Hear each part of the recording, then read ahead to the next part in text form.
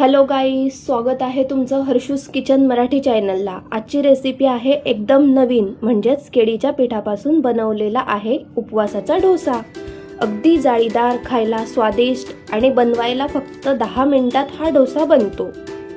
त्यासाठी आपण घेत आहोत 1 वाटी केळीचे पीठ, अर्धी वाटी साबुदाणा पीठ आणि 3 हिरव्या मिरच्यांचं काप। एक मिक्सरचं भांडं घ्यायचंय, त्यामध्ये आपल्याला घ्यायचं आहे 1 वाटी केळीचं पीठ, अर्धी वाटी भाजलेल्या साबुदाण्यांचं पीठ आणि थोडी मिरची।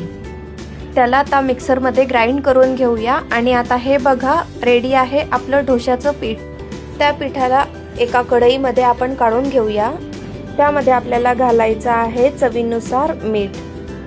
त्यामध्ये थोडं थोडं पाणी टाकून हे व्यवस्थित पातळ करून घेतलेलं आहे मी। आणि ह्या बॅटरसाठी मला कमीत कमी 2 ग्लास पाणी लागलेलं आहे। म्हणजे जसं आपण डोसाचं बॅटर बनवतो नेहमी अगदी पातळ, तसंच आपल्याला करून घ्यायचं आहे। तव्यावरती थोडं पाणी टाकून ऑइल लावून त्याला आपण छान असं बॅटर टाकून घ्यायचं आहे। त्यानंतर जी वरची बाजू आहे ती सुकलेली आहे, तेव्हा आपण त्याला थोडं तेल लावू। तेल लावल्याने एकदम क्रिस्पी असं त्याचं स्ट्रक्चर बनेल। असाच आपला हा डोसा रेडी आहे। अशाच आमच्या नवनवीन रेसिपी बघण्यासाठी हर्षूस किचनला सबस्क्राइब करा। धन्यवाद।